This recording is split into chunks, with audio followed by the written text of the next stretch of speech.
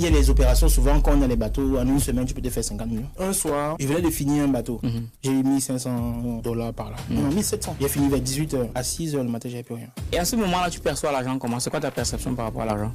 Quand j'ai calculé la somme d'argent que j'ai eu entre mes mains, et j'ai rien foutu avec. Enfin, je préfère même encore même mourir, même dans la neige, quand je vois les gens mourir. La vraie richesse, c'est celui qui peut partir de zéro. Peu importe là où il est et arriver là où il veut arriver. C'est ça la vraie richesse. Donald Trump, il a augmenté les taxes douanières aux États d'importation aux États-Unis de 10%. Et ça a eu des effets autant dans le CAC 40 que dans la bourse de la Corée. Et qu'en est-il de ces effets sur la BRV? Ça ne nous a pas impacté. Puisque la même période, Filtissa dont je parle est en train de le faire. Et le minimum pour se lancer en bourse, combien? 50 000 francs CFA. 50 000 francs CFA, c'est tout? Oui. Et comment on évite les arnaques? Parce que je sais aussi qu'il y a beaucoup d'arnaques dans ces histoires-là. Du moment où quelqu'un vient te dire donne-moi ton argent, je vais aller, c'est compliqué. Imaginons que je me lance tout de suite aujourd'hui. Ça va à quel moment que je peux devenir rentable? La bourse commence à être rentable à partir de... Plume d'élite, le programme des éditions Argent Livre qui transforme votre rêve en réalité. En 28 jours, nous vous accompagnons pour écrire votre livre, puis nous assurons l'édition et la communication. Rejoignez-nous et partagez votre histoire avec le monde. Rendez-vous sur argentlivre.com. Est-ce que tu as déjà été confronté à la mort? Oui, plusieurs fois. Vas-y, c'est quoi la confrontation à la mort qui t'a la plus marqué? Quand j'étais encore au Cameroun, qu'est-ce qui s'est passé? J'ai eu des altercations avec certaines personnes. Est-ce que tu peux nous raconter l'histoire? Tell the story. J'ai travaillé dans une multinationale au port. Et je commençais à mes débuts. Je venais tout juste d'entrer dans le milieu portuaire. Et comme tout jeune, j'avais la fougue. Dans l'entreprise dans laquelle je travaillais, il y avait les marchés qui passaient. Je me suis positionné sur certains de ces marchés, sans toutefois savoir qui était derrière, qui faisait ci, qui faisait ça. Mais j'empiétais sur le marché des gens, sans savoir. Je suis entré, j'ai coupé le tuyau de ces personnes-là, et l'argent venait chez moi. Jusqu'au jour où on a découvert que c'était moi qui redirigeais tous les business vers ma petite société que j'avais ouverte. Et là, on est venu me prendre dans la nuit au port. Ça s'est passé comment? Comment on te prend dans la nuit? J'avais un bateau qui devait entrer. Oui. Aux alentours de 2h10 par là. Et généralement, au port, il y a les voitures de la sécurité portuaire, la police, la gendarmerie et le BIR. Ouais. Le bataillon d'intervention rapide, pour ceux qui ne connaissent pas. Et là, le BIR arrive. On me dit, il faut monter dans la voiture. Bon, moi, je pensais que c'était la blague. Ils rigolaient un peu. Mais quand ils ont sorti là, que monter dans la voiture, c'est là que j'ai compris que c'était sérieux. Et je suis monté. Et après, on m'a amené très très loin. Parce que dans le port, beaucoup de personnes ne savent pas, mais dans le port, il y a encore toute une autre ville derrière. On m'a amené là-bas, on a roulé peut-être pendant 28 à 30. Ah oui, quand même, dans le port. Après, il saigne là-bas. Waouh. Il y a tout un quartier dedans, quoi, là-bas. Dans une zone vraiment toute noire. On m'a fait assaut au sol. Même le sol. Même le sol. Il y avait que les voitures, 3 voitures du BIR, une en face, une là, qui mettaient les phares. Ah oui, oui. Comme dans la télé. On était assis au sol. Et de l'autre côté, il y avait le vouri. Il y avait juste les pierres qui séparaient le quai de l'eau. Donc vraiment avec le froid, le vent et tout. Tu sens que là... On peut te jeter là-bas, on t'oublie. C'est même simple parce que tu peux un peu nager. Mais là, dès que tu n'es plus là, on va commencer à te chercher où? On ne peut pas. Parce que c'est presque la haute mer déjà. À la sortie de la digue du port. Le chenal du port, c'est vraiment à la sortie. Donc là, tu vois les bateaux qui sont amarrés presque à l'anchorage, à la porte d'atterrissage des bateaux. Et c'est là qu'on était. Et il y a des personnes qui sont sorties de la voiture qui venait d'arriver. Et ils m'ont dit, la petite entreprise que tu as ouverte là, demain, tu fermes ça. Moi, ayant déjà vu les corps, j'arrive le matin, je vois un corps dans le vouri au port. Ah oui, donc tu es arrivé pour travailler et tu trouvais des corps qui sont là. Bien sûr. Même quand je travaillais dans le port, il y a un grand frère à qui j'ai fait un big up et beaucoup, qui m'a dit, dans le port, c'est là, il faut faire très attention. Pourquoi? Parce que du jour au lendemain, on peut te jeter dans le vouri, tu meurs. On va seulement te repêcher. Ça dépend, ça peut être les problèmes, ou alors ça peut être comme moi, j'ai empiété sur le business de quelqu'un, ça peut être une mésentente avec quelqu'un et tout. Oui, on te pousse. C'est chacun pour soi là-bas. Ah ouais, hein? Ouais. Mais pourtant, on me dit qu'il y a beaucoup d'argent là-bas au port. Il y a énormément d'argent. Mais seulement, si tu fais manger tout le monde, ça va. Mais si tu veux tout garder pour toi, c'est un problème. Et donc, pour revenir au business dont tu parles là, bon, vous allez comprendre pourquoi on parle de ce business, après qu'il y a toute une histoire derrière. Et du coup, dans ce business-là, on parlait de combien de... Tu as coupé l'herbe sous le pied d'un boss. On parlait de combien à peu près? On parlait de plus de 46 millions. Par mois? Non. En l'espace de 5 à 7 opérations. 7 opérations? Sur combien de temps? Même pas 3 mois. Ah oui, donc les gars voulaient finir avec toi. Bah oui, non mais il y a les opérations, souvent quand on a les bateaux, en une semaine, tu peux te faire 50 millions. Ah oui, hein? Ouais. Donc c'est vrai. Non mais il y a l'argent au port, c'est pas... Et moi j'étais dans les hydrocarbures. Tout le monde qui est au port va savoir de quoi il s'agit. Ok. Mais déjà, comment tu te fais pour te retrouver là-bas? Parce que c'est pas tous les jours quand même. J'ai un de mes grands frères qui est dans la douane. Et moi, étant à l'université, à l'IUT, ma deuxième année, j'étais en train de chercher un stage ou un petit job pour pouvoir m'occuper et tout. Et je viens voir mon frère. Je lui dis, bon, écoute là, il faut que tu me trouves quelque chose. Bon, on commence à tourner à gauche, à droite et tout. Voilà. Il avait une de ses amis qui travaillait dans la dite multinationale. Et c'est comme ça que il a appelé son ami. Bon, après, ils avaient comment dire, un certain contrat entre les deux. C'est-à-dire que je te file les informations, tu me files du cash, et ainsi de suite. Et puis maintenant, ils ont transformé le cash en moi. Moi, j'arrive contre la contrepartie des informations que lui donnait à la dame. D'accord. Et puis, de fil en aiguille, je me suis retrouvé dans l'entreprise. Et moi, je faisais mécanique et production industrielle. Ça n'avait rien à voir avec la logistique maritime. Et tout, voilà. Et puis, je suis arrivé dans l'entreprise. Je me suis formé en quoi? 2-3 mois. Tu as appris dans le tas, quoi? J'ai appris dans le tas. J'étais opérationnel. On me dit souvent qu'au port, les gens ils gagnent beaucoup d'argent. Toi, tu pouvais te faire combien d'argent? Quelle quantité d'argent par mois à peu près? J'étais stagiaire, j'ai commencé avec 50 000 francs.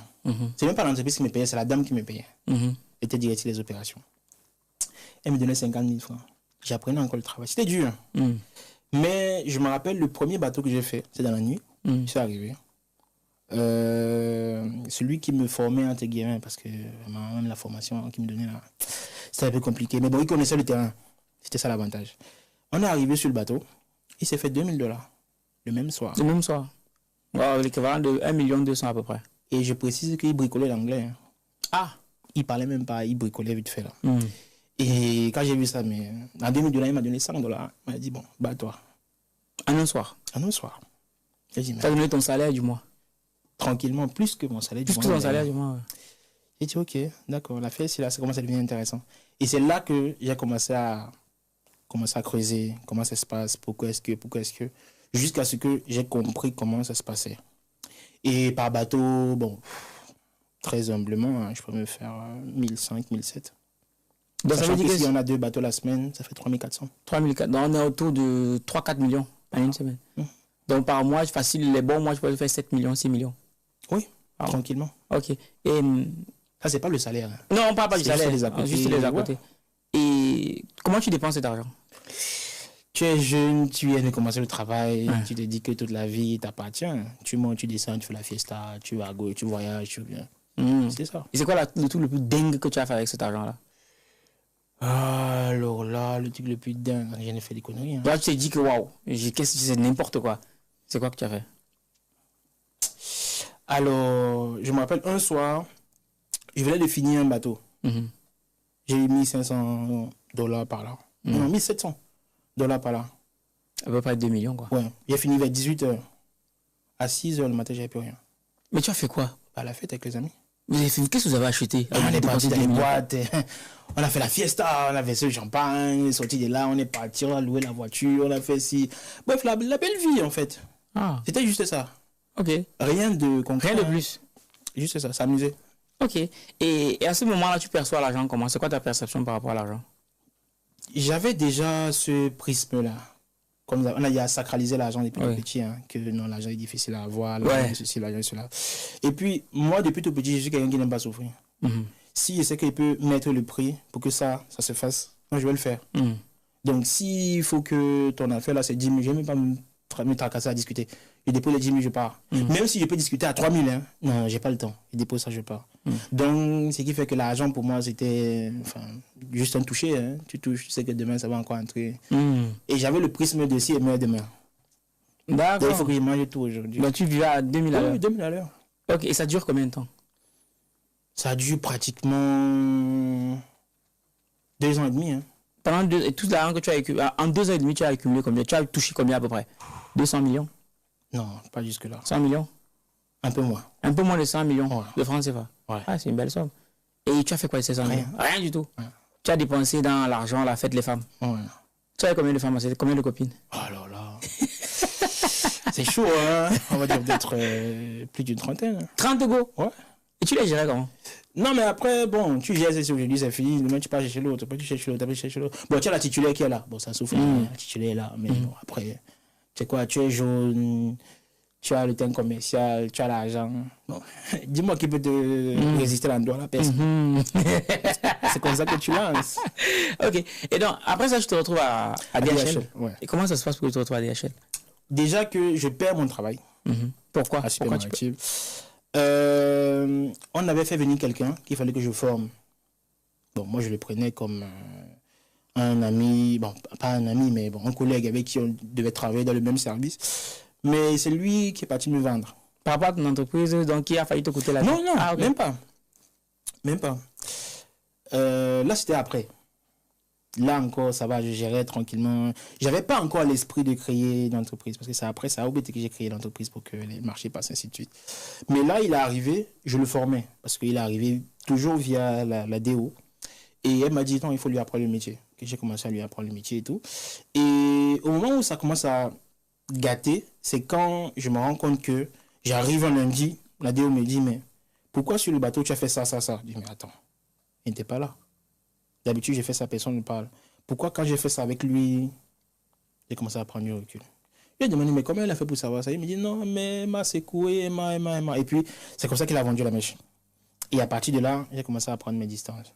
Je lui montrais, moi, le travail. Je faisais mes affaires de l'autre côté. Parce que, en même temps, il a commencé à 50 000. Moi, je me disais, bon, moi, j'ai commencé tu lui par là. montres un peu, comme ça, justement, comment tu peux avoir tes 500 ouais. € la semaine, tu te bats, tu vois.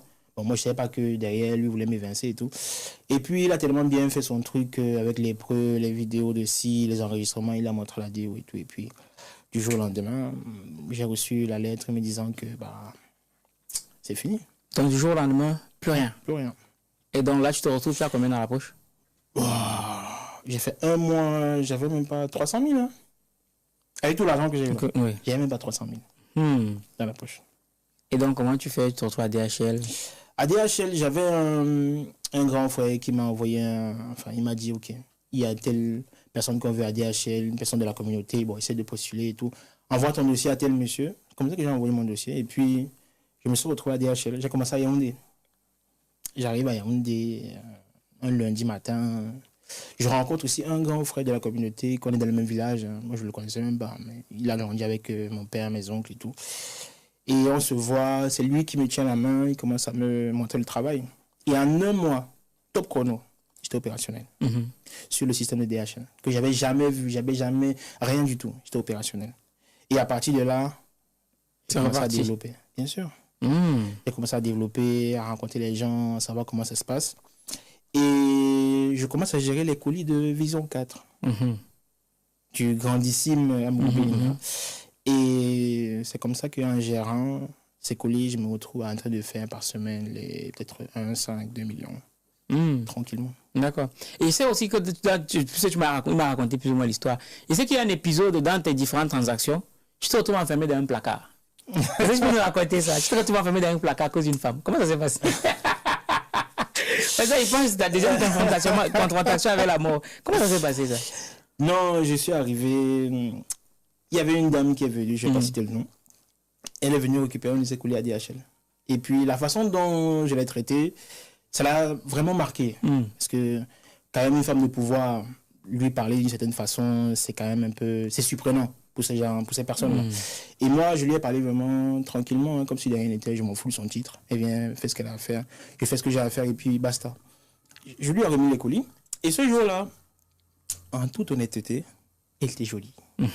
Et je me suis dit, bon, c'est quand même moyen de faire quelque chose. Tu vois. Et à DHL, il y a une loi qui dit que quand tu fais venir les médicaments, tu ne payes pas la session documentaire. D'accord. Maintenant, quand elle arrive pour occuper son colis, je lui demande, je te fais payer la session documentaire ou pas? Elle me dit, c'est moi qui veux. Je lui dis, OK, je te fais pas payer. Elle me dit, tu veux quoi en retour? Je lui dis rien. C'est comme ça qu'elle prend son colis et part. Et quand elle arrive dans sa voiture, elle envoie son chauffeur prendre mon numéro. Ouais. C'est comme ça qu'on prend son numéro. Je prends mon numéro, je commence à discuter avec elle et tout, voilà. Et puis, un soir, elle m'invite chez elle. J'arrive. Bon, moi, dans ma tête, c'est que, bon, voilà, le beau mec, il est arrivé, il va faire le truc tranquille. Et bon, après, j'arrive, ça se passe plutôt bien. Jusqu'au moment où le grand patron arrive, enfin, celui qui payait la maison. Le grand patron arrive.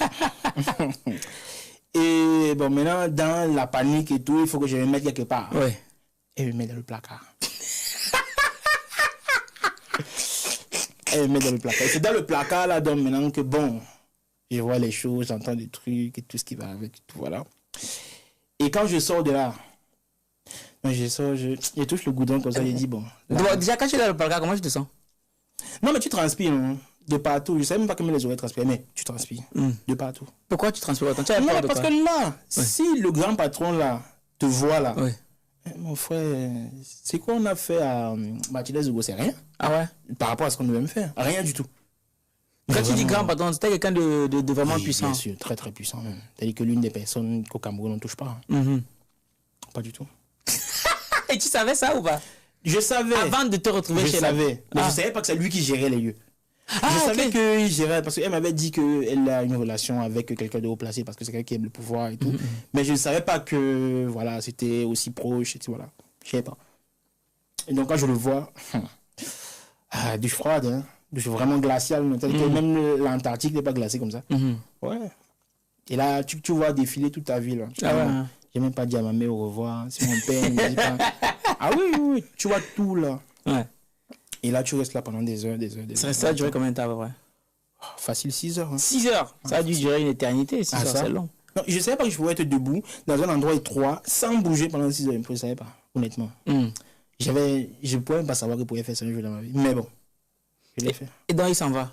Quand il s'en va, donc, elle vérifie qu'il est bien parti et tout. Elle me demande de sortir. Mais est-ce que tu es sûr que. Non, on va vérifier encore parce que vraiment. Là, non, j'ai même mis peut-être 30 minutes avant de sortir parce qu'il fallait vérifier. Est-ce que, voilà, machin. C'est là que je suis sorti, je suis parti. Mais j'imagine que dans une maison comme ça, il y a des gardiens. Non, après, il y avait un gardien de l'immeuble. Mais le gardien de l'immeuble, tu sais pas. Enfin, Ah, il y d'où a la plusieurs personne sort. appartements, Ouais, tu ok, sais pas, d'accord. ouais. Ok. Ah, ok, d'accord. Mais du coup, il y a cet épisode-là. Mais et tu as aussi fait la Russie? Ouais. Mais comment tu te retrouves en Russie? Quand je quitte la DHL, parce que c'est le Covid qui me fait quitter la DHL. Comment ça, ça a chuté, c'est ça? Non, enfin, ils devaient recruter les gens et puis la Covid est arrivée. Ok, Il d'accord. faut geler les embauches parce que voilà, avec la conjoncture, on ne peut pas envoyer les colis comme c'était avant, on ne peut pas recruter les gens. C'est comme ça que je quitte de là. Je quitte de là, je fais d'abord un mois à la maison, puis ils me rappellent pour que je vienne maintenant sur le site de Douala. J'arrive à Douala, je commence à faire mes affaires et tout. Et puis pendant que j'étais dans la première multinationale au port, il y avait une autre multinationale qui m'avait dit, ok, là on est en train de grandir, ne sois pas surpris qu'à un moment on t'appelle et tout, voilà. Et puis, chemin faisant de fil en aiguille, moi étant à Douala, ils m'ont appelé. Que bon, il y a un poste qui s'est libéré, est-ce que tu penses que tu peux, voilà. Je suis arrivé, ils ont dit qu'ils veulent me prendre à l'essai et tout, voilà. Là, on parle de la Russie? Non, ici. Ah, ici, ok, d'accord. Ici où? Au Cameroun. Au Cameroun, ok, d'accord. Et c'est là que je suis arrivé, j'ai commencé à OBT Shipping. Et c'est là que j'ai commencé aussi, c'est là que j'ai ouvert ma petite entreprise d'ailleurs, où je faisais transiter les trucs tranquillement. Et c'est là qu'on m'a menacé. Et c'est suite à la menace là. Parce qu'à côté de ça, j'avais un business aussi au port où je faisais la vente des conteneurs avariés. D'accord, ok. Où je proposais les conteneurs avec les produits à l'intérieur. Et puis, il y a un gars, Bamenda, je vais dire ça comme ça, parce que c'était un gars du Nozo. On a fait une transaction de près de 56 millions. Il m'a jamais donné la marchandise, il n'est pas checké l'argent. Waouh. Aujourd'hui, là, à Dubaï, il a ouvert sa boutique, il est tranquille. Oui, mais je le vois sur les réseaux. Tranquille. Donc maintenant, moi, je me retrouve avec les problèmes. Parce que j'ai pris l'argent des gens, j'ai pas mais voilà. Bon. Là, il faut bouger rapidement. À côté de ça, le fait qu'on m'a menacé de fermer, donc ça faisait un peu trop. Il fallait que je bouge. Et quand j'étais dans la première multinationale, j'avais participé au projet SAIPM sur les projets en offshore. Et celui qui était le country manager à cette époque-là, c'est lui qui me donne la possibilité d'aller à Moscou. Je sais aussi que tu m'as dit que tu as eu à échanger avec Poutine. Non. Pas Poutine. Vladimir, non. Non, Vladimir. ok, d'accord. Il s'appelle Vlad, enfin, tout s'appelle Vlad. Ah, ok, d'accord. Et donc, je te retrouve en Russie. Tu occupes quel poste en Russie? Je suis responsable des opérations de la supply chain. Vous avez dit que je te retrouve en Russie. C'était en quelle année? 2021, hein, par là. Ah oui, c'est Oui, tout récent en plus. Et tu es à la tête d'une boîte. Tu dois gérer les Russes. Ouais. Ça se passe comment? C'est compliqué les 3 premiers mois parce que je ne parle pas la langue. C'est très compliqué. Et j'avais un traducteur. Mais jusque-là, enfin, tu ne te fais pas respecter parce qu'on voit un noir qui vient commander les blancs. C'est un peu compliqué. Mais je ne comprends pas. Ils te prennent toi au Cameroun pour venir diriger une entreprise en Russie. Il n'y avait personne qui avait cette compétence en Russie? Non, par rapport à ce qu'ils voulaient mettre en place. C'est assez compliqué. D'accord. C'est assez compliqué parce que vu que c'est le gaz qu'il faut transporter et étant donné que le principe même du chargement et du déchargement, c'est quelque chose qu'on avait expérimenté en offshore. D'accord. Donc, offshore et à quai, c'est 2 choses très différentes. D'accord. Donc maintenant, il faut quelqu'un qui maîtrise déjà en offshore pour venir implanter là sur place. Ah, ok. En même temps, je revenais moins cher à la compagnie. Aussi, par rapport à par rapport à bien sûr, bien sûr. Ok, d'accord. Et donc là, comment tu fais pour te faire respecter et tout?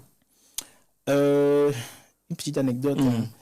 Un jour, je convoque une réunion sur une quarantaine d'employés. Il n'y a que 2 personnes qui se pointent. Ouais. Donc là, tu vis le truc comme un affront. Je te dis, mais attends, on ne me respecte pas là. Et là, j'ai dit, ok, je vais voir Vlad. Je dis à Vlad, bah, écoute, là, il y a un problème. Parce que là, les gars, ils ne me respectent pas. Il me dit, mais attends, je suis parti te chercher, j'ai fait tes trucs, tu es à la maison et tout. Bats-toi. Fais-toi respecter. C'est pas à moi de venir dire aux gars, non, fais-toi respecter. Et je dis au traducteur, bah, écoute, là, c'est un problème. Il me dit, ici, pour toucher quelqu'un, soit tu touches sa femme, soit tu touches son argent. Il dit, ok. Comme ça que je bloque le salaire de tout le monde. Tu peux avoir que bloquer tout. Oui, tout. On est petit venu voir le comptable, machin, pourquoi? On a dit non, allez voir votre chef, c'est lui. Il y a aussi les menaces. Hein. À un moment même, Vlad me disait, fais attention, machin, et tout. Il dit, non, calme-toi, je vais gérer. Et je leur ai dit, écoutez, là, soit vous me faites une lettre d'excuse en disant, voilà, et tout. Et vous-même, vous organisez une réunion. Et je viens de dire comment les choses vont se passer.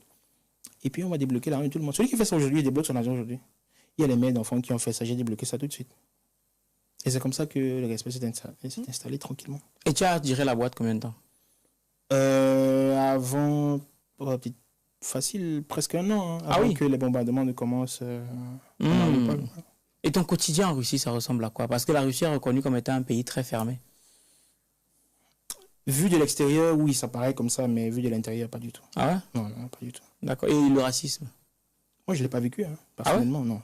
Bah, en même temps, après, il y a les villages conservateurs. J'ai envie de te dire que c'est un peu comme ici. Ils n'ont presque pas, ils n'ont jamais vu des Noirs et tout. Mais 0 sur 10, je te dirais même pas 1,5. Hein. D'accord. Mais du coup, pourquoi tu quittes la Russie alors que tu étais... Par rapport au bombardement en Ukraine. Ouais. C'est ça qui me fait quitter la Russie. Et comment tu quittes? Comment ça se passe pour que tu quittes quoi? Tu prends le bateau, tu prends le train, tu prends le vol d'avion? Comment ça se passe? On a marché pendant une dizaine de jours. Pendant 10 jours marché? Ouais. Dans le froid? Ouais. Il y avait la neige qui m'arrivait au niveau des genoux. Quittant de Mariupol pour allier la frontière polonaise. Waouh. Oui, parce que la route était coupée. On n'avait pas le choix. Il fallait marcher. Et tu as des gens qui sont morts sur la route? Oui, bien sûr. J'ai vu plein de morts. Ah ouais? Les mères, les enfants, les femmes enceintes, les hommes même. C'est compliqué. Mais toi, je dis, quel est le regard que tu as par rapport au conflit entre l'Ukraine et la Russie? Je dirais que chacun a ses raisons et chacun a ses torts. Je ne suis pas partisan de la violence, hein, mais j'estime que si Poutine l'a fait, c'est par rapport à une raison bien précise. Pour moi, j'ai toujours dit que l'Ukraine n'a rien à faire dans l'Union européenne. Rien du tout. Parce que ce sont des pays qui sont comme des ponts entre 2 zones. Et venir mettre l'Ukraine dans l'Union européenne, franchement, pour moi, c'est aberrant. Oui, parce que l'Union européenne, l'OTAN, l'Amérique, la Russie, la guerre froide, enfin, on comprend tous les enjeux qu'il y a derrière. Maintenant, après, est-ce que ça nécessite forcément une guerre, je ne sais pas. Mais pour moi, chacun a ses torts, chacun a sa raison. D'accord. Ok. En tout cas, c'est bien d'expliquer tout ça. Et donc, tu te retrouves en France? Je me retrouve en France. Et du coup, tu fais quoi en France? À quoi ressemble ta vie depuis que tu es en France? Ben, j'ai commencé à travailler dans une petite pharmacie, celle de mon oncle, à la pharmacie Carnot, à Villeneuve-Saint-Georges. Docteur Yemi, je lui fais un big up. Et il m'a mis en relation avec un de ses confrères pharmaciens. Et puis, j'ai commencé à me former dans la pharmacie dans le temps. Comme ça, jusqu'aujourd'hui où je connais plusieurs références de médicaments que j'arrive à gérer. Et je postulais en parallèle. J'ai refait mon CV aux normes françaises. J'ai postulé jusqu'au moment où Airbus me sollicite via Acodis. Et j'arrive sur le site d'Airbus. Travailler en tant que consultant MRO. Où je devais gérer tout le département qui concerne le scrap, les KPI et autres. C'est comme ça. Airbus, c'est l'entreprise qui fabrique les avions. Anciennement appelé à... j'ai oublié le nom. Airbus, c'est l'Eurocopter. Avant, ça s'appelait Eurocopter. Voilà. Ouais. Donc, j'étais pas parti avion, mais j'étais parti hélicoptère. Voilà. Et j'ai commencé à travailler là-bas tranquillement. Je suis arrivé dans un département où j'étais la 4e personne qu'on recrute en un an. Parce que vraiment, ça nécessitait vraiment être costaud. Et le manager qui me recrute me dit, il m'a recruté parce qu'il a vu sur mon CV que je viens de Russie. Donc il dit que là, c'est sûr que je vais faire l'affaire. Que tu vas supporter et tout. Tu n'as pas le choix de toute façon. J'ai pas le choix. En plus, tu es noir. Non, après, je crois quand même que lui-même étant noir. C'est un franco-congolais. Lui étant noir. Ma supérieure hiérarchique, ma référente Airbus, elle aussi était noire. Bon, après, on était quoi, 3, 4, 5, surtout le site, on était 5 noirs. Il y a un peu d'arabes, de maghrébins et tout, mais les noirs, vraiment en minorité. Et j'arrive, c'était comme un gros challenge. Parce qu'on était sûr que celui qui vient là, parce que celui qui était là avant, il y avait son cousin qui était dans la boîte. Et lui, il a pris ça comme un affront. Comme si, parce que la responsable du département magasinage, opération et autres, elle est camerounaise, d'origine. Donc, il s'est dit, elle a fait partie mon frère pour prendre son frère à elle. Et là, ça devient un problème parce que lui se dit que là, forcément, il y a un problème. Donc, on fait partie mon frère, prend son frère. Donc, lui aussi, je veux lui mener la vie dure. Et c'est comme ça que j'ai commencé à avoir les ennemis. Tranquillement, pour rien. Juste parce que je suis noir et juste parce qu'on est camerounais tous les deux, c'est tout. Et à partir de là, j'ai eu des hauts, des bas, machin, mais bizarrement, mes chiffres étaient ouverts. J'ai remonté l'activité. Tous les chiffres étaient normaux, tranquillement, il n'y a pas de souci. Et j'ai même réduit les coûts, figure-toi. Jusqu'au jour où on a dit, bon voilà, on va internaliser le poste et tout. Bon, moi, je me dis clairement, ça va, j'ai travaillé. Chacun a vu les chiffres, chacun a vu le travail et tout. Moi. Après, il y a toujours le côté, est-ce que tu as le bon passeport ou pas? Donc on arrive, on est parti prendre quelqu'un qui était à Airbus Avion, à Toulouse, qui était commercial. Pour venir le mettre dans les opérations. Et ça, et après on te dit, il faut le former. Donc, on prend quelqu'un qui n'est même pas du domaine pour l'amener, et on te demande de le former, parce que tu es noir ou... Bon, après, moi je leur ai dit, écoutez, moi je ne peux pas. Non, je ne peux pas. Et j'ai assez de fierté, assez de valeur, pour que si je me positionne quelque part, que je peux moins dire non ou oui à certaines choses, tout simplement. Et j'ai dit que je ne pourrais pas. Et là, tu étais payé combien par mois à peu près? Alors, j'étais dans les 2000-2002. Ah oui, c'est pas grand-chose. Hein. Non, mais ça, j'ai fini par comprendre ça en France, que vraiment, il y a le gros nombre, mais le salaire, ça ne suit pas. Oui, c'est vrai. Assez récemment, on a eu un adjoint au maire de Paris qui nous a fait comprendre qu'il touchait 1002. Voilà. C'était la douche froide, le gros nombre, mais derrière, rien. Ok. Et comment tu as atterri avec... D'où tu sors à la BRVM, multimillionnaire grâce à la BRVM, ça sort d'où? À quel moment j'arrive pas à voir le pont dans tout ça? Alors, fin 2020, je rencontre un monsieur à Douala, avant de partir, qui me dit... On s'est rencontrés, je crois que c'était au Fouquet. C'est un restaurant. Et il me dit... parce que j'étais avec les gens. On a mangé, la facture a fait, je crois, c'était 80 et poussières de 1000. Moi, j'ai dit, ça va, je vais gérer. J'ai donné 100 000, j'ai pas demandé la monnaie. Le boss. Tu ignores rien. Et il m'appelle. Il me dit, c'est où, je m'assois. On échange les contacts et tout. Voilà. Il me dit, bon, ok, samedi, reviens me voir ici. Je suis arrivé samedi et tout. Voilà. On s'est assis. On a commencé à discuter. Et il me dit, qu'est-ce que tu fais de la vie? Je dis, non, je suis dans une multinationale, je travaille. Je gagne un peu bien ma vie quand même et tout. Voilà, je peux m'amuser, voyager, faire ce que je veux, quoi. Il me dit, ok. Tu as quoi depuis que tu es là? Je dis que j'ai l'argent. Il me dit, l'argent, c'est pas pour toi. L'argent ne t'appartient pas. C'est-à-dire que là où tu es là, si par exemple tu sors là, on te dépouille de tout, qu'est-ce qui te reste? Je fais ça, mais attends. Mais je dis que j'ai l'argent. Tu ne comprends pas que j'ai l'argent. J'ai l'argent. Il me dit, l'argent, c'est rien. Regarde, ils sont il y a des 5 000, ils déposent. Ils poussent ça. Ça tombe. Et le serveur qui était là ramasse. Il lui donne, il dit, non, non, pour regarder. Il dit, l'argent, ça ne t'appartient pas, c'est pas pour toi. Parce qu'il suffit seulement qu'il enlève 10 000, là, ce n'est plus 100 000. Et c'est comme ça que tu dois percevoir l'argent. L'argent, c'est pas pour toi. Par contre, si tu avais par exemple une maison, ça t'appartient. Si tu as une voiture, ça t'appartient. Si tu as... Et c'est à ce moment-là que je commence à prendre conscience de ce qu'il est en train de dire. Parce que moi, je suis dans mon monde à moi, hein, vraiment, ça n'avait rien à voir.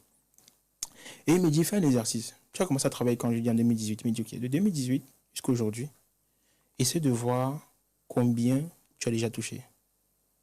Et ça, cet exercice-là, ça m'a choqué. Il n'y a pas un truc qui m'a choqué comme ça dans toute ma vie.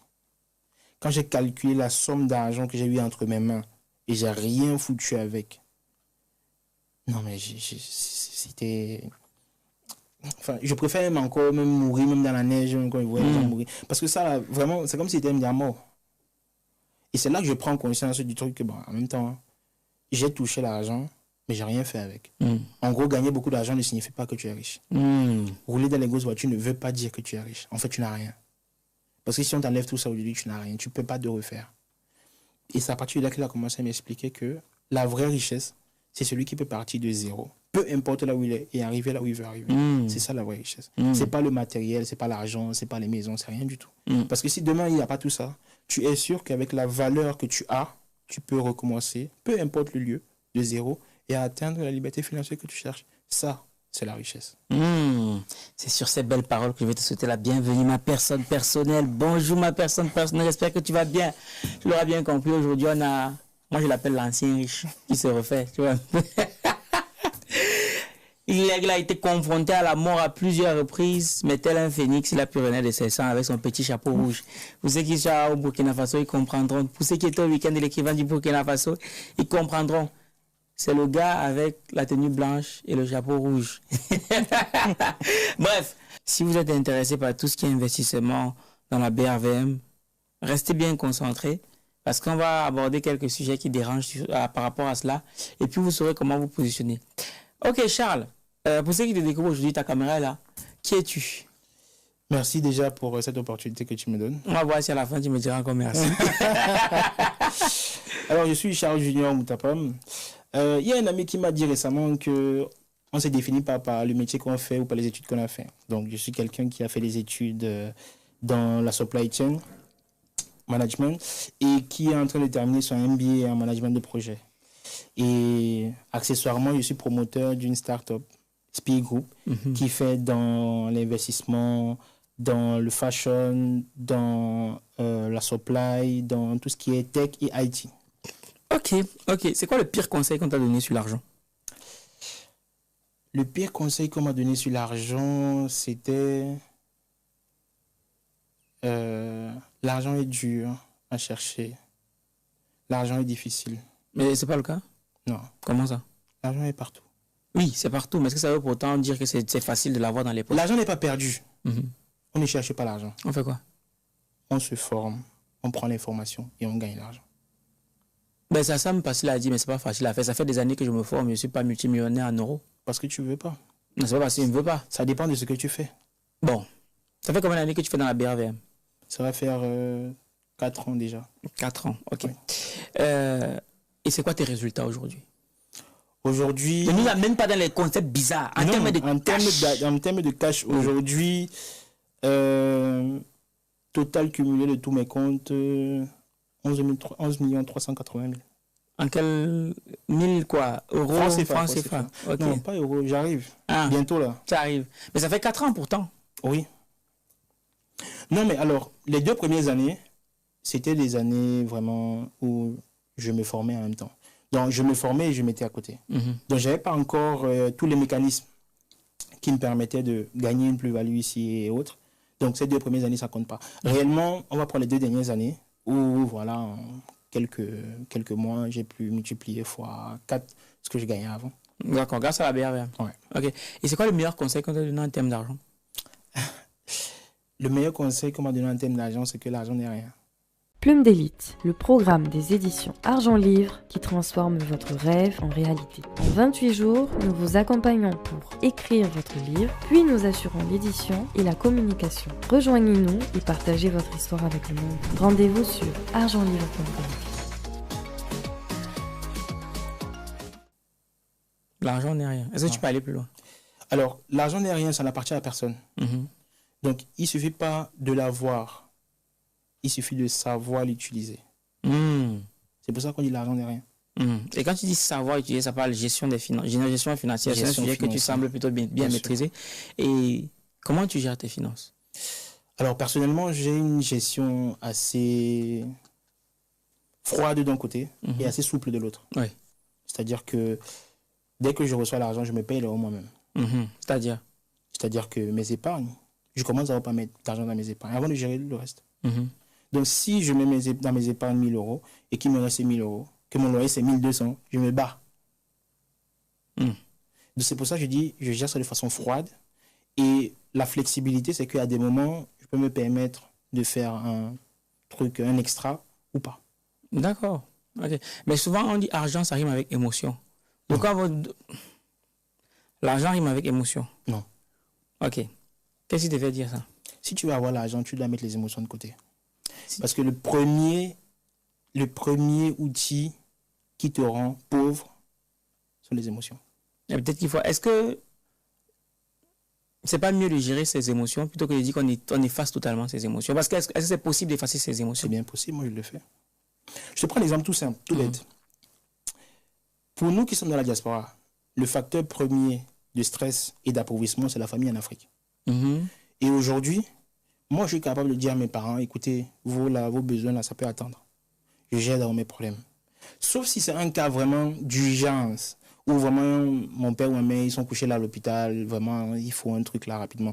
Et ça, encore, il y a une épargne qui est bien dédiée pour ça. On va juste aller prendre pour les mettre. Mais vraiment, s'il y a un oncle, une tante, vraiment, je sais pas, bon, ils vont se battre. Parce que c'est qui, enfin, l'expérience a montré que tu envoies, que tu n'envoies pas, il va toujours guérir. Mais est-ce que c'est pas méchant, est-ce que c'est pas égoïste de penser comme ça? Oui, il faut être égoïste dans la vie.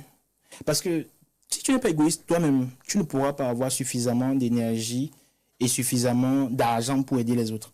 Donc si tu veux tout le temps être en train de celui-là qui donne, enfin je prends toujours mon cas, hein. J'ai travaillé, j'ai eu l'argent, je donnais à gauche, je donnais à droite au moment où le ciel m'est tombé sur la tête, il n'y avait personne. Pourquoi? Parce que chacun pense d'abord à lui-même. Donc il faut être égoïste à un moment. Mais c'est quoi la limite? Ça va jusqu'où? Non, mais ça dépend de toi, ça dépend de tout un chacun. En fonction des objectifs que tu te fixes. Si tu estimes qu'en 2 ans, tu peux arriver à atteindre cet objectif, durant les 2 ans-là, tu te donnes une flexibilité que tu peux avoir durant ces 2 ans-là. Tant que ça atteint cette flexibilité-là, c'est bon. Ok. Et tu sais, aujourd'hui, la BRVM, c'est quelque chose de nouveau, entre guillemets, pour beaucoup de gens. Déjà, ça veut dire quoi? La BRVM, c'est la Bourse régionale des valeurs mobilières. Ok. Et ça existe depuis plus de 45 ans. En Afrique? Oui. D'accord. Mais toi, tu vis en Europe? Oui. Mais toi, tu te lances dans la bourse en Afrique? Oui. Mais pourquoi être venu en Europe pour te lancer dans la bourse en Afrique? Disons que j'ai eu l'information quand je venais en Europe déjà. Et maintenant, à côté de ça, il y a la rentabilité. C'est-à-dire la seule différence qu'il y a entre la bourse ici et la bourse là-bas, c'est juste le poids de la monnaie. Si le franc CFA n'était pas adossé à l'euro, franchement, je suis sûr que le même investissement qu'on peut faire ici en 5 ans, ça donne par exemple 1 million d'euros. On peut faire le même investissement en 3 ans en Afrique, ça donne le même résultat. Ah oui? Ouais. D'accord. Mais pourquoi c'est aussi mal connu de la grande majorité des Africains? C'est juste parce qu'on ne fait pas la publicité de notre bourse, tout simplement. On ne se vend pas bien. Pourquoi? Parce le système a toujours voulu qu'on voit l'Afrique comme l'Afrique des problèmes, l'Afrique de misère, et ainsi de suite. C'est tout. D'accord. Mais et du coup, pour se lancer là-dedans, il faut quoi? Il faut se former, premièrement. Et deuxièmement, il faut juste avoir des objectifs. C'est tout. Ok. Mais la bourse même, c'est quoi? Parce qu'on parle de bourse, c'est quoi? La bourse, c'est un lieu où les entreprises et les États viennent collecter l'épargne publique. Ils viennent lever les fonds. pour être plus simple, hein, pour que tout le monde puisse comprendre. C'est-à-dire que toi, tu es une entreprise, tu as besoin de lever les fonds, tu as besoin de l'épargne publique, puisque l'épargne publique, lever les fonds, prendre l'épargne publique, c'est bien encadré par des textes. Tu viens à la bourse, ton entreprise est cotée en bourse, et puis tu lèves les fonds. C'est-à-dire que moi, je peux venir investir, te donner mon argent pour que tu ailles réaliser les projets. Une autre personne peut venir donner de l'argent pour que tu ailles réaliser tes projets, mais seulement on achète les parts de ton entreprise. On devient des actionnaires. C'est ça, par exemple. Par contre, les États, là, au Burkina, le président, il a lancé un projet pour goudronner les routes et ainsi de suite. Il aura besoin d'argent. Il vient sur la bourse demander l'emprunt. Il vient prendre l'argent de la population, des gens. Il prête, il part, il fait ce qu'il a à faire et il rembourse à un pourcentage bien. Et s'il n'arrive pas à rembourser? Non, mais les États remboursent toujours. Mais au bout de combien de temps ils peuvent rembourser quand on est à mort? Non. Et si? Mais en même temps, si tu meurs demain, c'est pas grave, tes enfants. Non, moi j'ai investi pour gagner l'argent, tu me parles de mes enfants. Moi, je veux d'abord vivre. Oui, mais si tu pars donner à l'État, par exemple. Non, moi, je n'ai pas donné à l'État, moi j'ai mis dans la BRVM. Oui, mais dans la BRVM, il y a plusieurs produits qu'on a dans la BRVM. Il y a les actions, il y a les obligations, il y a les fonds communs de placement. Pour ne citer que cela. Parce que ce sont les trois là qui sortent le plus. Alors, les actions, ça te donne une part de l'entreprise. L'obligation, c'est un titre de dette qu'une entreprise ou un État vient poser sur la BRVM pour que toi, tu puisses donner de l'argent, tout simplement. Donc, l'obligation que l'État va venir prendre, par exemple, ils vont te dire, OK, tu prêtes, on prend ton argent sur 7 ans. On va te donner 7% de ton montant. Et chaque année, on te donne les intérêts. Et à la fin de l'année, la 7e année, on te donne ton capital. Si c'est ce modèle-là que tu as choisi. Si, par exemple, tu as choisi un mode de remboursement différé, au bout de 4 ans, on te donne une partie de ton capital et à la 7e année, on te donne le reste. Donc, c'est ça. Enfin, tu ne vas pas mourir demain. Mais à t'entendre, on a l'impression qu'on ne perd jamais à la bourse. Alors, en ce qui concerne la BRVM, les pertes sont très minimes. Mais c'est possible de perdre. Si on ne fait pas ce qu'on a recommandé, c'est possible. Et c'est quoi qu'on nous recommande? Il y a des moments où, lorsque les experts font les analyses, les perspectives des entreprises, on sait que le cours de bourse de cette entreprise va diminuer. Comme laquelle? Bon, alors je vais prendre Filtisac. Oui. C'est une entreprise en Côte d'Ivoire. Il fait dans quoi? Qui fait dans tout ce qui est emballage et autres. D'accord. En novembre 2024, le prix de l'action coûtait 1550. Ok. En mai, enfin, les experts ont analysé, ils ont dit que en mai, ça devait arriver à 6000. Okay. On avait prévu que ça devait être entre 2500 et 2700, normalement. Mais ça a atteint 6000, 6500, mais 7000 même à un moment. Maintenant, les mêmes experts ont dit, enfin, on a analysé le marché, on a vu qu'il y aura une chute de 7000 à 4000 et quelques. À ce moment-là, on te dit, il faut sortir à 6000. Si tu ne sors pas à 6000, tu vas perdre les 6000 là à 4000. Bon, tu auras toujours gagné parce que tu vois, c'est ce genre de perte qu'on a. Généralement dans la bourse. Ouais. D'accord, ok. Mais tu ne peux pas mettre 100 000 aujourd'hui, demain tu te retrouves à 50 000. Chez nous, c'est pas possible. Mais pourtant, récemment, il y a un peu plus de 3 mois, Donald Trump, il a augmenté les taxes douanières d'importation aux États-Unis de 10%. Et ça a eu des effets autant dans le CAC 40 que dans la bourse de la Corée. Et qu'en est-il de ces effets sur la BRVM? Ça ne nous a pas impacté. Puisque la même période, Filtisac dont je parle est en train de faire du 230%. On a eu des entreprises comme SAPH qui ont fait du 40% en 3 mois. On a eu Palmsea, qui est la compagnie d'huile de palme de la Côte d'Ivoire, qui a fait du 40% aussi. Donc ça ne nous impacte pas. Pourquoi? Parce que toutes les entreprises qui sont cotées à la BRVM ont le monopole de leur marché. Il n'y a pas de start-up là-bas. Pour qu'on va dire, voilà, celle-ci arrive aujourd'hui, demain, non, il n'y a pas de start-up. C'est pour ça que les pertes vraiment... Déjà que le marché il est borné. Par jour, le cours de bourse ne peut pas faire plus ou moins 7,5%. Pourquoi? Parce que le marché il est comme ça. Le marché a ces règles-là que ça ne peut pas... C'est-à-dire que les bornes-là rassurent déjà l'investisseur. Chose qu'il n'y a pas dans le CAC 40, le S&P 500, le Nasdaq, il n'y a pas ça. D'accord, c'est toujours bon de le savoir. Mais du coup, qui peut investir dans la BRVM alors? Tout le monde. La maman qui vend les tomates? J'en ai que j'accompagne qui vendent les tomates, qui mettent 20 000 francs CFA. Et comment ça se passe concrètement pour investir à la BRVM? On commence par quoi d'abord? Après la formation, il faut avoir les objectifs bien clairs. Parce que beaucoup de personnes vont à la bourse seulement pour gagner l'argent, mais c'est faux. Il y a autre chose? Bien sûr. Comme quoi? Bon, on va gagner l'argent, c'est vrai. Mais comment est-ce qu'on gagne l'argent? Non, on veut gagner l'argent. Vous voulez gagner l'argent. Voilà. Okay. Pour faire quoi avec l'argent? Ben, pour faire quoi? Pour vivre. Justement, ce sont ces objectifs-là que je cherche. C'est-à-dire que moi, par exemple, si je vais à la bourse pour préparer ma retraite, c'est un objectif bien précis. Et je peux t'orienter vers des actions bien précises sur lesquelles tu peux investir pendant 10 ans pour préparer ta retraite tranquillement. Comme quelqu'un qui se dit, bon, ok, moi j'ai un enfant qui a 4 ans, il a besoin d'aller, il veut aller à Harvard quand il aura 18 ans et ainsi de suite. Donc ça veut dire qu'il a 14 ans d'investissement. Je l'oriente aussi vers certaines actions où il va mettre son argent pour que dans 14 ans, il puisse prendre l'argent de la bourse et envoyer son enfant à Harvard. Moi, je veux me marier l'année prochaine, il me faut l'argent. Non, attends. Je ne suis pas un multiplicateur d'argent, je ne suis pas un marabout. Mais tu as des objectifs, voilà mon objectif. Oui, tu veux te marier l'année prochaine. Oui. Ok, d'accord. Ton mariage coûte combien? Le mariage coûte 20 000 euros. Ton mariage coûte 20 000 euros. Toi-même, tu as combien? J'ai l'argent. Tu as l'argent? Oui. Ok. Si ton mariage coûte 20 000 euros, et si tu vas avoir 20 000 euros l'année prochaine, il faut que tu investisses au moins, on va dire, 7 à 8 000 euros. Et je suis sûr que l'année prochaine, là... Ce qui est sûr, c'est que l'année prochaine, tu peux avoir au moins la moitié de ces 20 000 euros. Puisqu'on est sur un an. Donc là, ça veut dire qu'on va regarder tous les trades qu'il y a. Si par exemple, tu avais mis 7 000 euros sur Filtisac en novembre dernier, en mai, tu devais faire 230% de 7 000 euros. Tu vois combien ça fait? C'est un exemple. Donc, il faut mettre au moins assez pour... Vu que ton horizon de placement est très court, il faut mettre un montant vraiment considérable. Contrairement à quelqu'un que son horizon de placement est dans 10 ans, c'est pas pareil. Il peut commencer avec un petit montant, gagner les dividendes, gagner les plus-values, remettre, et dans 10 ans, ça va faire vraiment un gros pactole. D'accord, ok. Et toi, tu investis dans quoi? Alors, moi, j'investis dans les actions, dans les fonds communs de placement. Et mélangé. Et comment on choisit l'élément dans lequel on investit? C'est en fonction des objectifs? Oui, en fonction des objectifs. D'accord. Et comment on évite les arnaques? Parce que je sais aussi qu'il y a beaucoup d'arnaques dans ces histoires-là. Alors, moi, personnellement, je ne prends pas l'argent des gens. Non, il ne parle pas de toi. Il demande comment on est. Moi, peu importe. Du moment où quelqu'un vient te dire, donne-moi ton argent, je vais aller, c'est compliqué. Ah ouais, hein? C'est très compliqué. Parce qu'aujourd'hui, il y a les gens qui sont dans la diaspora, qui veulent investir à la BRVM. Oui. Il y a les virements internationaux. Je te donne le RIB du compte bourse. Tu vis ton argent dans le compte bourse. Tu as un reçu, tu as toute une traçabilité, tu as tes accès de ton compte titre, tu vois comment ton argent entre à l'intérieur. Donc, on évite vraiment les arnaques à ce niveau-là. Ça veut dire qu'à partir de la diaspora, je peux investir dans la BRVM? Bien sûr. D'accord. Et ça veut dire qu'il y a un suivi en ligne et tout?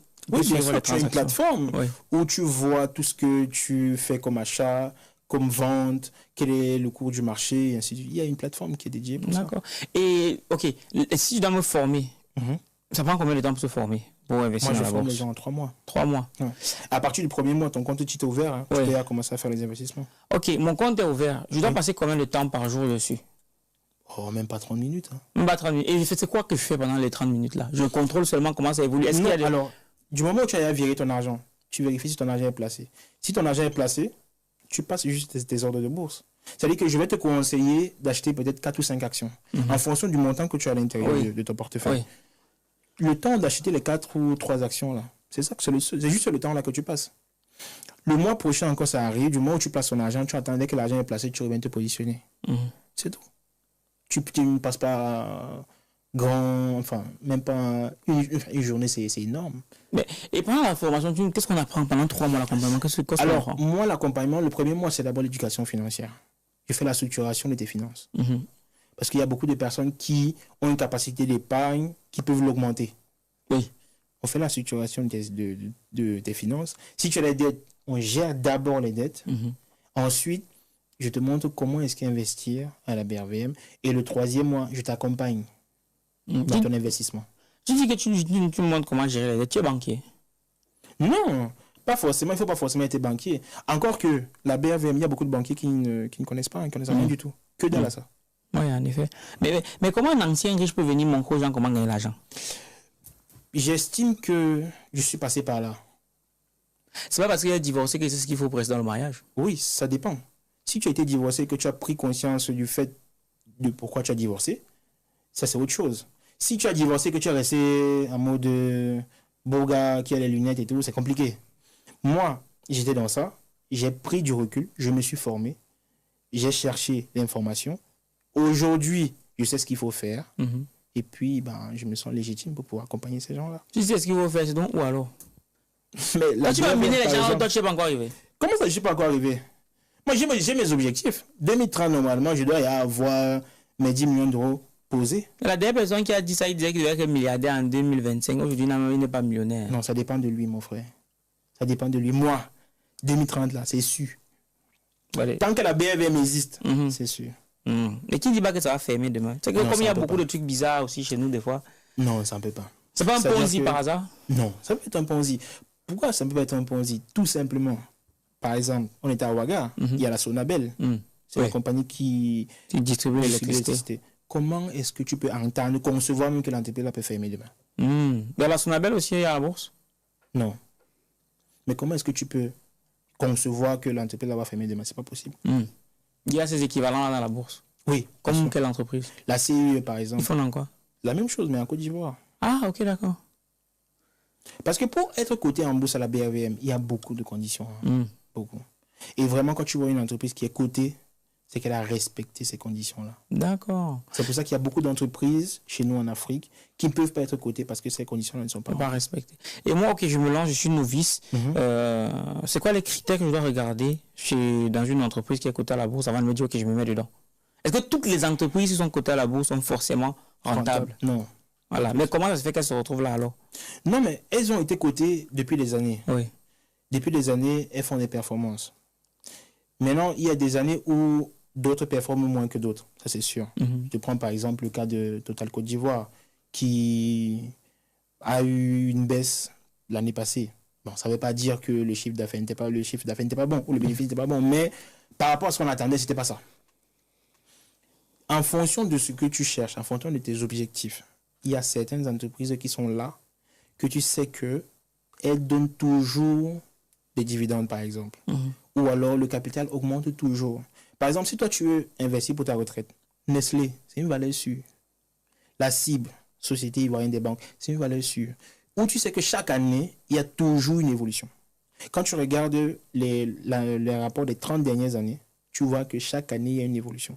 Tu te positionnes tout simplement. D'accord. Et qu'est-ce qui explique le fait que Nestlé, ça reste de l'agroalimentaire? Oui. Ou bien, qu'est-ce qui explique le fait qu'ils aient toujours une croissance, selon toi? Il y a beaucoup de personnes qui naissent tous les jours. Bon. C'est ça. La demande augmente chaque année. Il faut analyser le marché, la demande, les machins. Bien sûr. Ok, c'est fort intéressant tout ce que tu dis là. C'est fort intéressant tout ce que tu dis là. Et donc, aujourd'hui, je t'écoute, je veux me lancer. Je commence par où? Je commence par me former. Ouais. Ok. Je me forme chez qui? Chez toi? Par exemple. Ça se passe comment pour la formation? Alors, pour la formation, généralement, il y a toujours un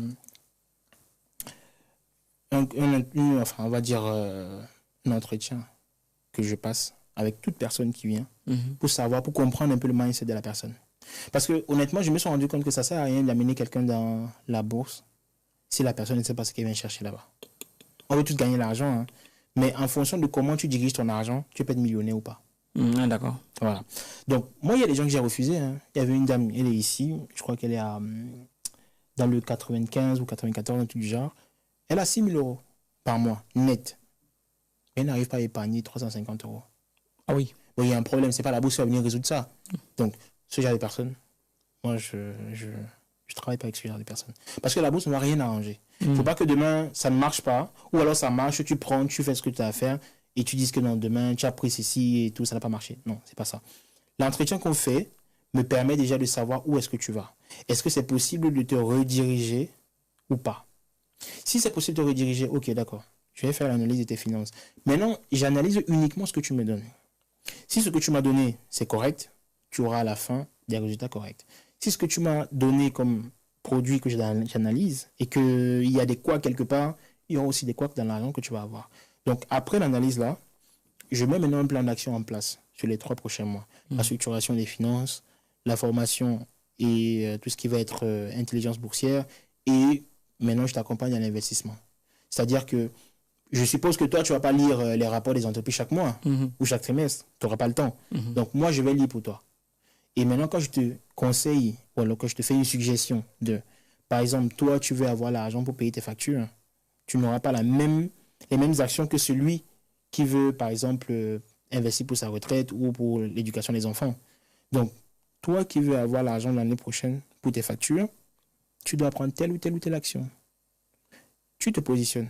Maintenant, le mois qui suit, si tu suis toujours ce que je t'ai dit, ça peut marcher comme ça ne peut pas marcher. Le mois qui suit, il y a encore une autre étude que je vais faire, que je vais te soumettre, ainsi de suite. D'accord. Donc, c'est comme ça que ça se passe. Ok. Et imaginons que je me lance tout de suite aujourd'hui. C'est à partir de quel moment que je peux devenir rentable? Il me faut combien de temps pour commencer à devenir rentable? Alors, tout dépend déjà de ton capital. Il faut voir comme capital minimum pour me dire qu'à partir du mois prochain, je suis rentable. Non, pas à partir du mois prochain. Là, on est en train de parler d'horizon de placement. La bourse commence à être rentable à partir de 2 ans, 3 ans minimum.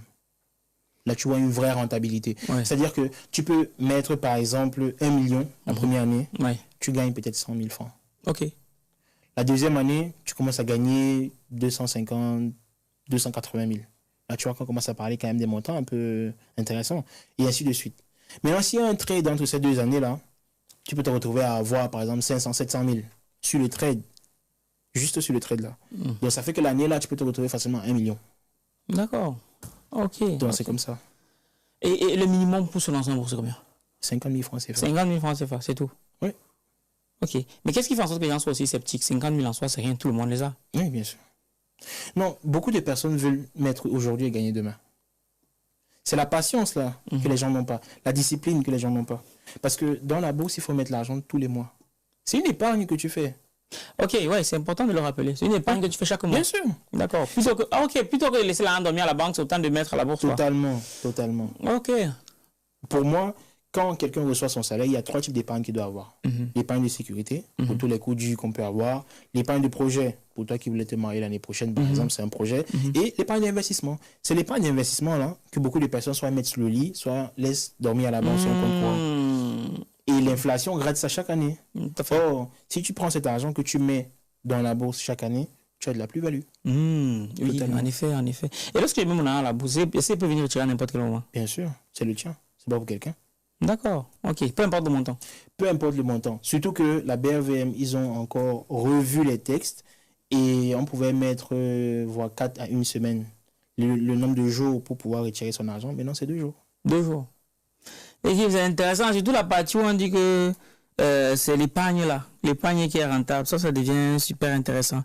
Ok, du coup, on te contacte comment pour bénéficier de l'accompagnement de Charles Moutapam? Il y aura un numéro que... un numéro. Oui, il y a aussi le site internet www.spigroupinter.com. D'accord. Ça là-bas. Ok, on va mettre ça dans le premier commentaire dans la description de la vidéo. Allez cliquer, vous regardez vous-même, ça vous intéresse et tout. On verra tout ça. Et on tend vers la fin. J'aimerais qu'on rentre un peu dans certains sujets d'actualité parce que je connais tes positions par rapport à certaines choses. Entre l'amour et l'argent, qu'est-ce qui vient avant, selon toi? Je dirais l'amour. L'amour vient avant l'argent. Ouais.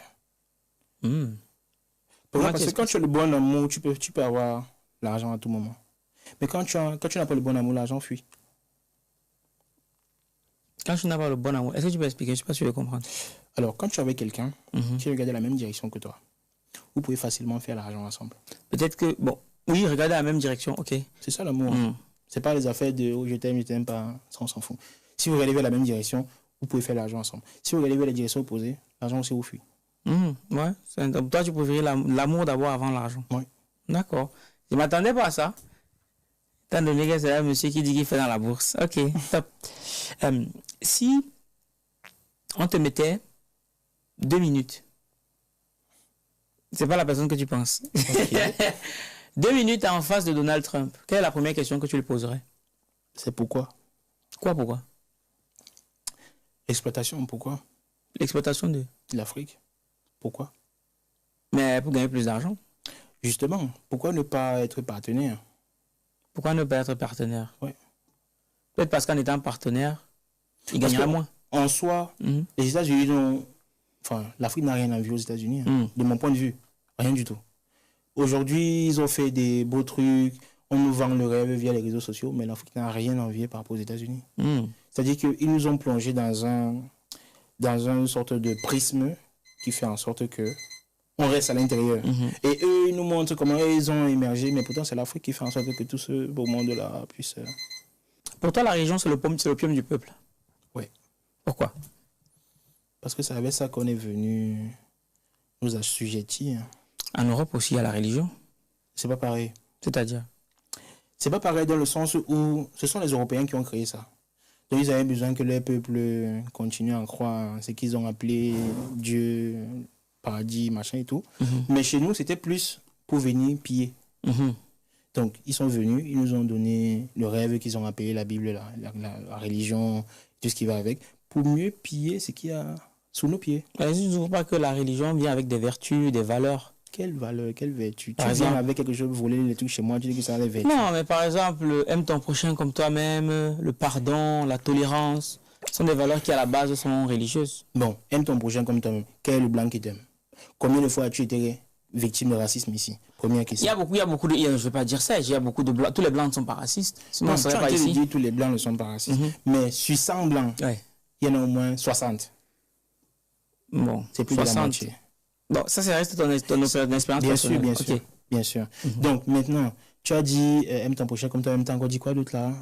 La tolérance. La tolérance, Ouais. ok. Maintenant là, ceux qui sont en Afrique, là, pour venir en France, là, c'est le parcours du combattant hein, pour avoir le visa. Aime ton prochain comme toi-même, la tolérance, machin, nan. Bon, moi je veux donc comprendre. Si le paradis qu'ils nous vendent là, c'est l'endroit où tout le monde est, ça sert alors à quoi de refuser le visa aux gens pour venir ici en France? Parce qu'ils ne sont pas en règle. Comment ça ils sont pareils? Tu connais combien de personnes sont en règle en Afrique là-bas qui veulent arriver, cela ils refusent? Moi, je ne sais pas. Ça, Bon, moi, je suis dans justement. leur compte. Peut-être ce sont des marmailleurs aussi, parce que je Non. me reproche souvent. Pas du tout, pas du tout. Il y en a qui sont des marmailleurs, mais il y en a d'autres qui ne le sont pas. Qui veulent bien venir, soit visiter, soit étudier, mais non, ils ne peuvent pas. Pourquoi? Ok, ça reste ton point de vue. Bien sûr. Est-ce que tu as un candidat pour les élections au Cameroun? Ah, le candidat pour les élections. Pour le moment, j'écoute encore. J'ai vu que ton grand-père s'est représenté. Mon grand-père. Oui. C'est qui? Son Excellence, le président de la République, Paul Biya. Et 92 ans. oui, j'attends d'écouter son programme politique. Hein. Oui, mais déjà, 92 ans, est-ce que tu penses qu'on peut diriger un pays comme le Cameroun? Il ne dirige déjà plus rien depuis. Donc, c'est pas comme si on va faire semblant. Il ne dirige plus rien depuis. Mais comment ça peut être justement qu'il a beaucoup d'expérience? Parce qu'au fond, plus ça vieillit, plus c'est bon. Plus on a l'expérience, plus on maîtrise la situation. Oui, mais en 40 ans, il n'a rien fait. Bon, à part la paix hein, qu'il a ramenée. On lui dit merci pour ça, mais en 40 ans, il n'a rien fait. C'est pas en 7 ans de plus que ça va changer quelque chose. On est sûr. Alors, tu penses que là, vraiment, c'est pas un bon choix? En tout cas, moi, personnellement, je ne voterai pas pour lui. Non, ça, c'est sûr. D'accord. En tout cas, heureusement que chacun peut faire ses choix. Ah. Et un dernier petit mot. Et si on te met devant le président Ibrahim Traoré, qu'est-ce que tu aimerais lui dire? Je commencerai d'abord par lui dire merci. Pour? Parce qu'au moins, c'est, en mon sens, hein, je trouve que depuis Mohamed Kadhafi, c'est le premier chef d'État qui est digne de sa fonction. Après Mohamed Kadhafi. Je lui dirais d'abord merci pour ça. Ouais. Et puis, si je pouvais, j'allais l'accompagner dans tout ce qu'il faisait, dans tout ce qu'il fait actuellement, pour élever le Burkina, juste pour montrer à ces colons-là que nous aussi, on est capable de faire les choses chez nous. Amen. Je rappelle que Charles a fait sa première expérience en immersion au Burkina Faso. Il ne voulait pas rentrer. Bon, bref. Ok, ben écoute, ta caméra, elle est là. Je te laisse le mot de la fin. Ah, merci beaucoup. Et j'exhorte tous les Africains de la diaspora à investir dans la BRVM. Pourquoi? Parce qu'en investissant à la BRVM, on développe aussi l'économie locale. Autant vous achetez les immeubles ici, autant vous faites les investissements ici. Ça développe l'économie européenne. Il faut aussi le faire chez nous pour que ça développe l'économie locale. C'est important. Amen. Bon, l'équipe, c'était Valéa Bélias et Charles Moutapam. On a parlé, on est vraiment parti de... Là, c'est un ancien riche qui est en train d'essayer de se refaire, on voit s'il est riche.